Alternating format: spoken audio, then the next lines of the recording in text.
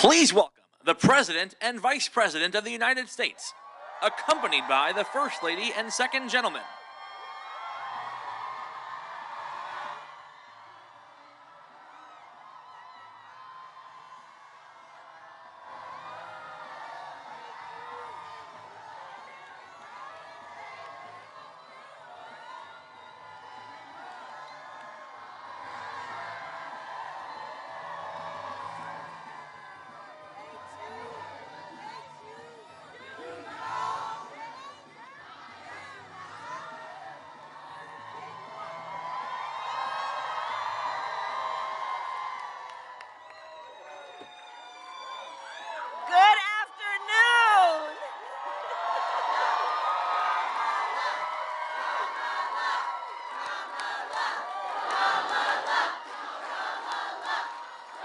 Thank you all. Thank you. Good afternoon. You know.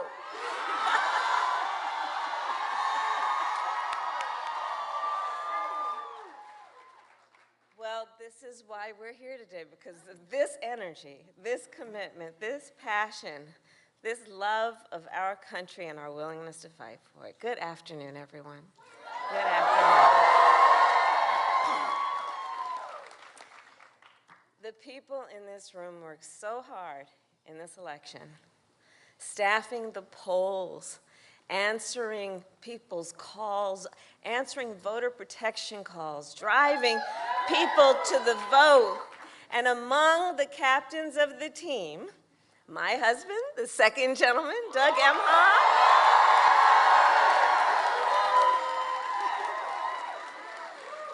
our phenomenal First Lady, Dr. Jill Biden,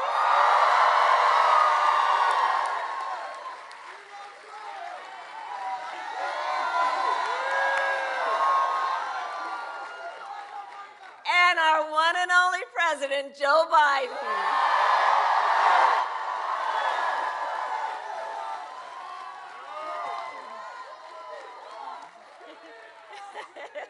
You did it, Joe.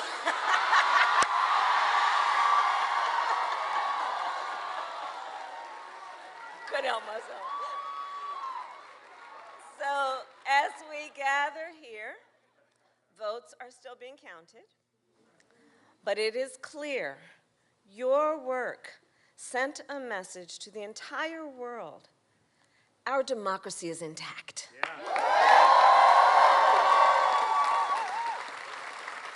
And when democracy is intact, this is what it looks like.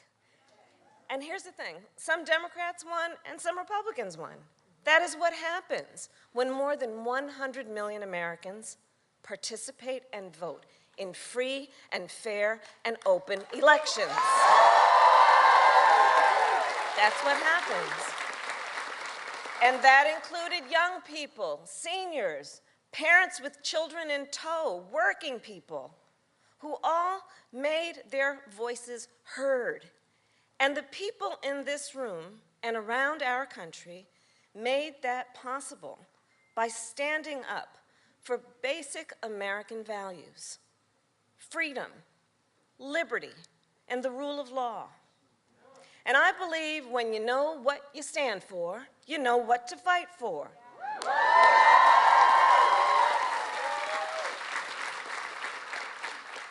This year, like so many of you, I traveled across our country. We convened students and faith leaders, organizing and advocating to protect the sacred right to vote. We convened candidates and elected officials defending the right to retire with dignity, by defending Social Security and Medicare. And of course, everywhere I went, we brought together people fighting for reproductive freedom,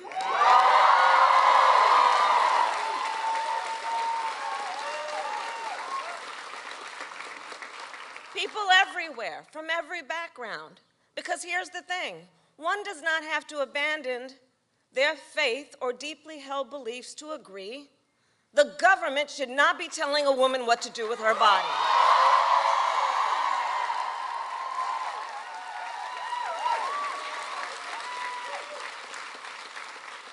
Voters across our country knew what they stood for, so they knew what to fight for.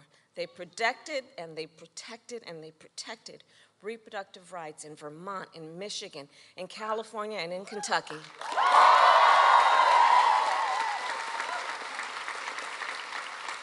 So to everyone who made that possible, thank you.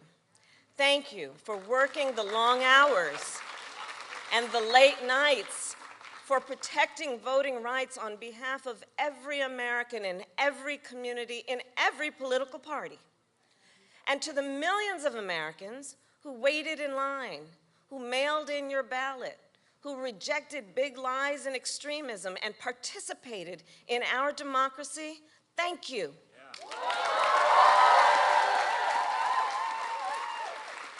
You knew what you stood for, so you knew what to fight for.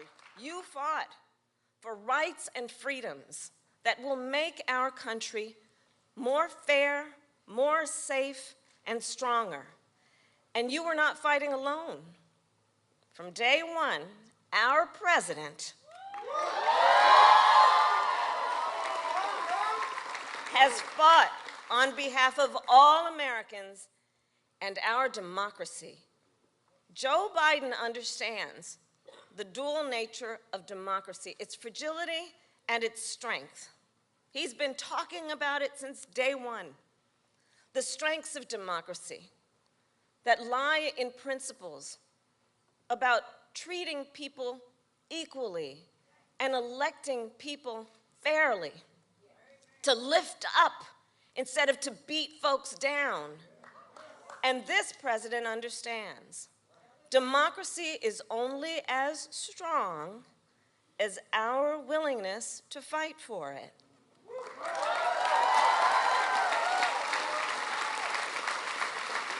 And no one fights harder for our democracy than the people in this room and this president.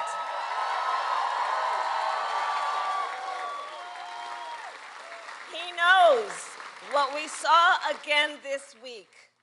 When we fight, we win. My fellow Americans, it is my great honor to introduce the President of the United States, Joe Biden.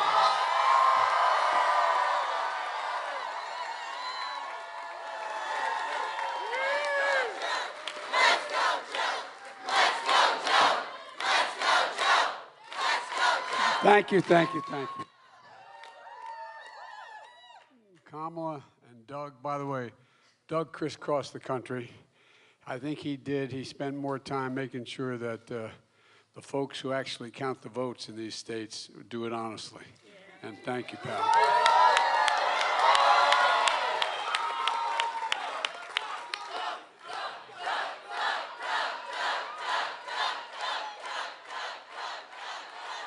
And folks, on behalf of Jill and myself, we're here for a simple reason, to say thank you from the bottom of our heart. Not a joke. We mean this. This is not a political piece. This is to say thank you, thank you, thank you. Most of all, thank you for believing in your country. Thank you. No, I really mean it. Thank you for fighting like the devil to make sure that we had a free and a fair election. And you know, all those election deniers, so far, best of my knowledge, none of them has not said, when they lost, they said, we lost. That's a big deal. No, I really mean it. You know, Tuesday was a good day for America, a good day for democracy, and it was a strong night for Democrats. For months and months, all of you heard from the press and the pundits was that Democrats are facing a disaster. Remember that? And all those polls, God love them. You know, historic losses were on the way, a giant red wave. Folks, that didn't happen. You know, we were talking backstage here before we came out. Each of us crisscrossing the country, all four of us. And we're saying we'd come back and say, I don't know what they're talking about. No, I'm serious. The overwhelming response we were getting.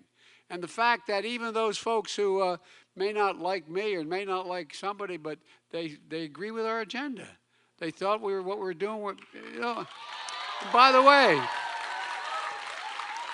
all the Democrats ran on the same agenda without being told, look, while votes are being counted, we don't know the outcome of all the races. Here's what we do know. We lost fewer seats in the House of Representatives than any Democratic president's first elected midterm, at least 40 years. We had the best midterms for governors since 1986. And experts said we couldn't beat the odds, but we did beat the odds. And we did it for one reason. This is not hyperbole, because of you and all of you up on the balcony. It's hard to see you up on the balcony, but God love you. I really mean it. Because of you. You believed in the system. You believed in the institutions. You fought like hell for it. And that's the most important thing that happened, in my view, in this election. It was the first national election since January 6th, and there were a lot of concerns about whether democracy would meet the test. It did. It did. It did. And I want to compliment all those mainstream Republicans. I mean, if they get in, they fought like we usually fight, and we got a result, and we accepted it. Everybody accepted it. So for many of you, you organized. You got the vote out. You volunteered at the polls. Think of all we heard before this election about all the people being intimidated, all the people being threatened at the polls, all the people who worked the polls. Despite the threats and abuses, too many poll workers on election day, and election officials have experienced of late, you did your job. You fulfilled your duty. You showed up. You did what you're supposed to do. And so did the American people.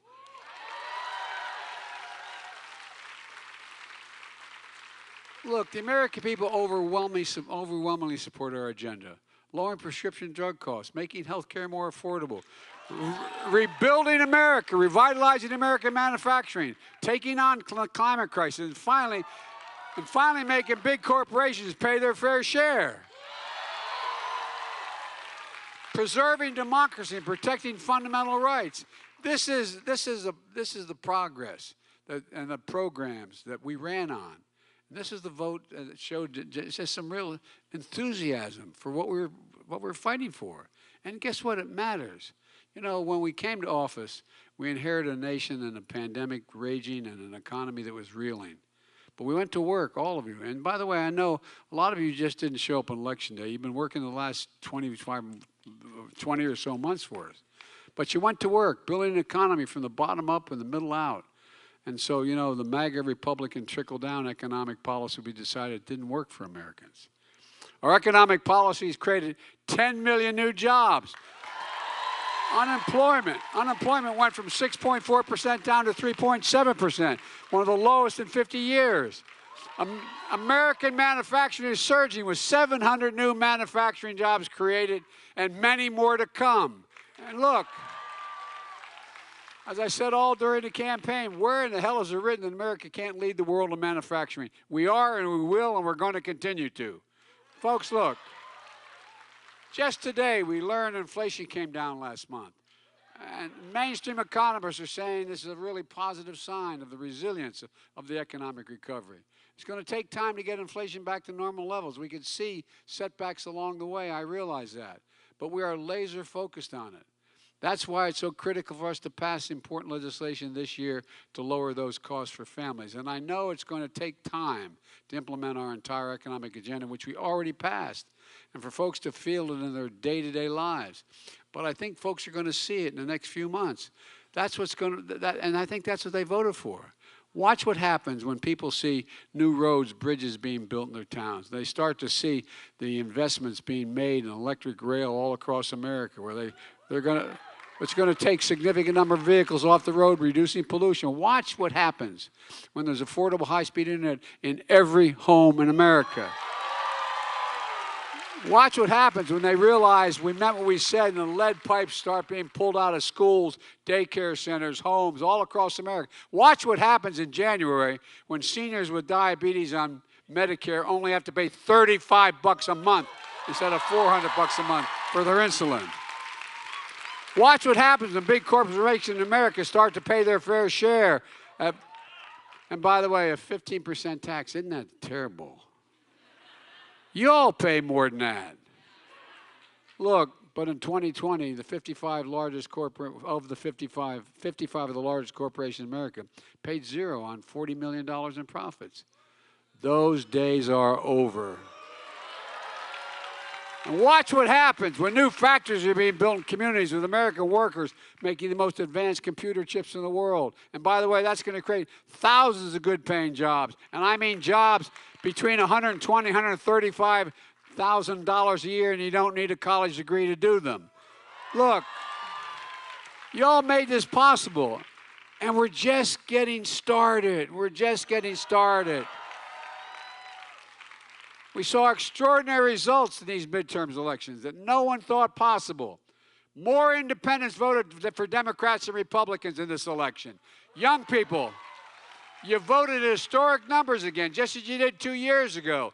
Young people voted to continue addressing the climate crisis, gun violence, personal rights and freedoms, student debt relief, all those things which you stepped up to do. And as I said, women in America made their voices heard, man. I said last year that one of the most extraordinary things about the Dobbs decision is what was about to challenge American women when the justice said, let's see, they have it in their power, basically saying, let's see what they're going to do. Well, guess what? Y'all showed up and beat the hell out of them. Look, I said it then. Those who support ripping away the rights to choose don't have a clue about the power of women in America, but now I think they do. And by the way, no one worked harder to get that message across America than this lady right here.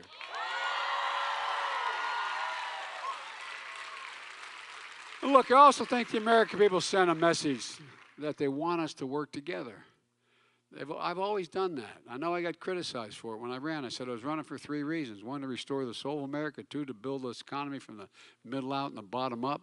And thirdly, to unite the country. Regardless of what the final tally showed, I'm prepared to work with Republicans. But the American people have made it clear. They expect Republicans to work with me as well.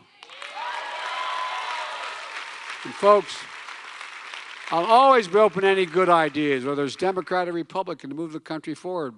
But I've also made it really clear that if Republicans try to repeal the power we just gave Medicare to reduce prescription drug costs, I will veto it and let it happen. If Republicans try to walk away from the historic commitment we just made to deal with the climate crisis, I will not let that happen. If Republicans try to cut Social Security and Medicare, I will not let that happen. And if they try to cut taxes for the super wealthy again, the biggest corporations like they did in the last administration, I will not let that happen either. Look, now as we look at tax cuts, we should be looking at tax cuts for working people and middle-class people. And I'm going to keep the commitment we both made that no one making less than $400,000 a year will ever see a penny in their taxes go up as long as we are in power. And folks, and I love the Republicans talking about big spending Democrats. We're going to keep working to keep the federal deficit low. We cut the deficit in 2 years by $1,700 billion, more than ever in all of American history. Oh, I don't want to hear from Republicans calling Democrats big spenders. We're the ones bringing down the deficit. They're the ones that blew it up over 4 years. And one more thing. If Republicans pass, and I don't think they can do it now, a national ban to ban abortion, I will veto it. It's simple. We need to codify Roe v. Wade as the law of the land. And look, let me close with this. You've all heard me say it before, and I'll say it again. I, honest to God, have never been more optimistic about America's future than today. And I'm optimistic for a number of reasons. We're better situated than any nation in the world, to lead the world. We're better positioned than any nation in the world in terms of our economic growth and possibilities. And I'm optimistic because of the young people of this nation. You've heard me say it time and again, and I meant it. Your generation represents the best educated, the most talented, the least prejudiced generation in the history of the United States of America. And by what, I wasn't trying to be nice. I was just stating the facts. Just stating the facts. In 2020, many of you voted for your first time, and you volunteered in the first election. Well, look at what you did. When you exercised your power to vote, you elected Kamala Harris, the first woman vice president in American history.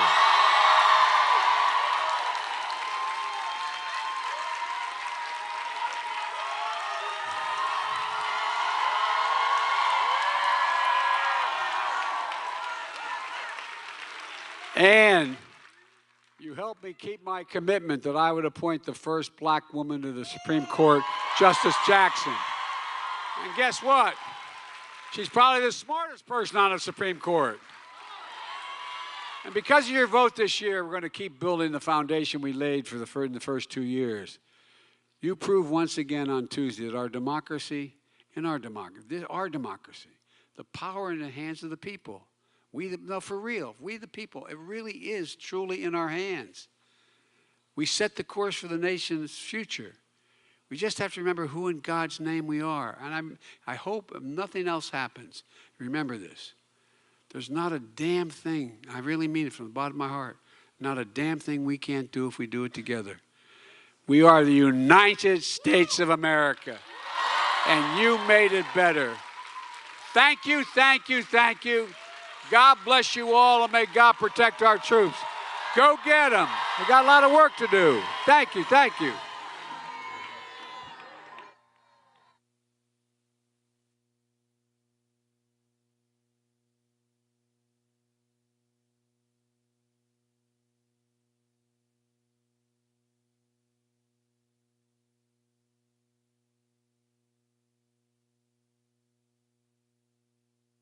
Thank you. They won't let me come down. Thank you all so much.